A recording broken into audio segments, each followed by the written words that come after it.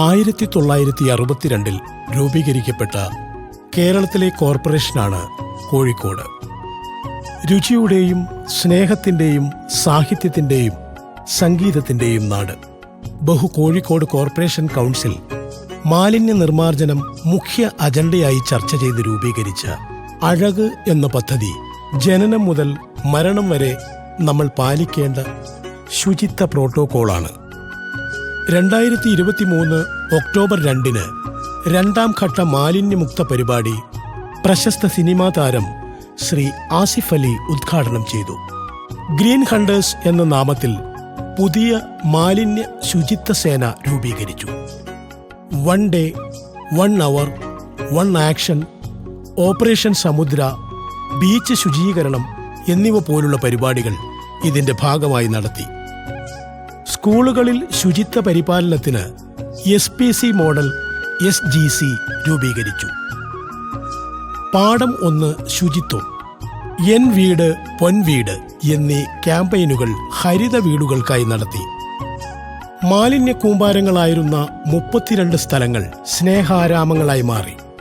ഹരിതകർമ്മസേനയ്ക്ക് ആവശ്യമായ പരിശീലനവും മൊബൈൽ ഫോണുകളും നൽകി. ബസ് സ്റ്റാൻഡ്, പൊതുചുമരുകൾ എന്നിവിടങ്ങളിൽ ചുമർ ചിത്രങ്ങൾ വരച്ചു ഭംഗിയാക്കി. ടൂറിസ്റ്റുകളുടെ മനം കവരുന്ന കടൽ തീരമാണ് കോഴിക്കോട് ബീച്ച്. മാലിന്യത്തിൽ നിന്നും ദൃശ്യഭംഗിയുള്ള പത്തേമാരി, കടലിന്റെ നീലിമയിൽ മത്സ്യാകൃതിയിലുള്ള ബോട്ടിൽ ബൂത്തുകൾ എന്നിവ വേസ്റ്റ് ടു ആർട്ടിന്റെ ഉത്തമ ഉദാഹരണങ്ങളാണ്. പുതിയതായി വാങ്ങിയ 75 e auto, 24 CNG, 60 e cart, mechanized sweeping machine എന്നിവയും കണ്ടെയ്നർ MCFും ശുചിത്വ ബോധവൽക്കരണ ബോർഡുകൾ വധിച്ച് നയനമനോഹരമാക്കി. ഭംഗിയും വൃത്തിയുമുള്ള പാതയോരങ്ങളിൽ ജൈവ അജൈവ മാലിന്യങ്ങൾ നിക്ഷേപിക്കാൻ ഭംഗിയുള്ള ടിൻ ബിന്നുകൾ എന്നിവയാൽ അതിമനോഹരമാണ് നമ്മുടെ കോഴിക്കോട്. കക്കൂസ് മാലിന്യം ശാസ്ത്രീയമായി സംസ്കരിക്കുന്നതിന് മെഡിക്കൽ കോളേജിൽ സ്ഥാപിച്ച FSTP പ്ലാന്റിൽ ദൈനംദിനം 10ഓളം ലോഡ് സെപ്റ്റേജ് മാലിന്യം ശാസ്ത്രീയമായി സംസ്കരിക്കുന്നു. ബോധവൽക്കരണത്തോടൊപ്പം നിയമലംഘനങ്ങൾക്ക് പരിശോധനയും ശിക്ഷയും നൽകേണ്ടത് അനിവാര്യമാണ് എന്ന ബോധ്യത്തിലാണ് കേരളത്തിൽ ആദ്യമായി ചീറ്റ എന്ന് ബ്രാൻഡ് ചെയ്ത് ഒരു എൻഫോഴ്സ്മെന്റ് സ്ക്വാഡ് രൂപീകരിച്ചത്. നിതാന്തം നടത്തിയ പരിശോധനകളിലൂടെ മാലിന്യ നിക്ഷേപ നിയമലംഘനങ്ങൾ ഗണ്യമായി കുറയ്ക്കുന്നതിന് നഗരസഭയ്ക്ക് കഴിഞ്ഞു. ഏറ്റവും കൂടുതൽ പരിശോധനകളും പിഴകളും ഈടാക്കിയ കോർപ്പറേഷനാണ് കോഴിക്കോട്.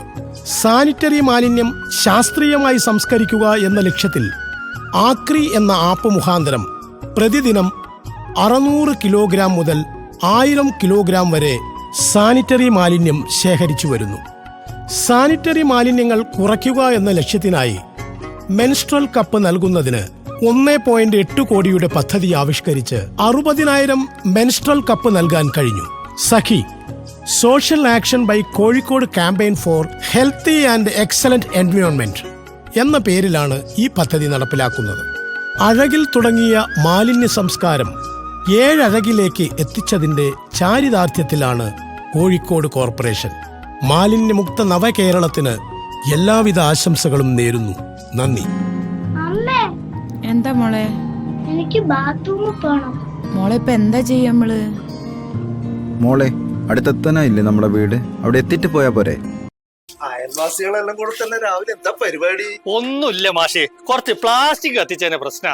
പ്ലാസ്റ്റിക് കത്തിച്ചുണ്ടാവുന്ന ഭവിഷ്യത്തുകളെ കുറിച്ച് വല്ല ധാരണയുണ്ടോ? നീ എറിഞ്ഞിട്ട് പാടാ, അതൊരു പ്രാന്തന. മനുഷ്യ, ഞാനാണോ ഭ്രാന്തൻ? അതോ നിങ്ങളോ? പക്ഷേ പരാതി തീർക്കാൻ വന്നതാണ്. പരാതിയോ? എന്ത് പരാതി? ആര് പരാതി നൽകാൻ? നിങ്ങൾക്ക് വീട് മാറിപ്പോയിട്ടോ? മാഷേ, 2 ദിവസം കൂടെ ഒരു പരിപാടി നടത്തില്ലായിരുന്നോ?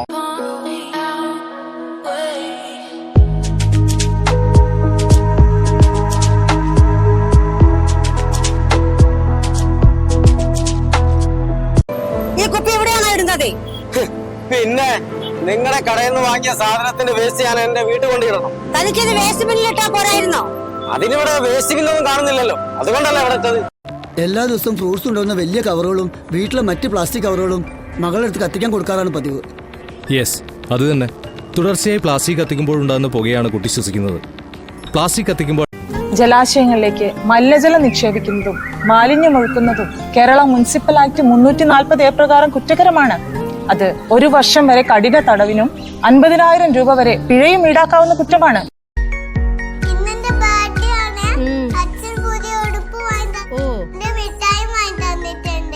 ആഹാ, കേട്ടോ? എന്നാ നമുക്ക് ഗായത്രിമോക്ക് ബർത്ത്ഡേ സോങ് പാടാം. ഇറിഗേഷൻ ഹരിതകർമ്മസേന ഉപയോഗിച്ചിട്ട് തന്നെയാണ് നമ്മൾ നടത്തുന്നത് കൺവെയർ ബെൽറ്റിലൂടെ.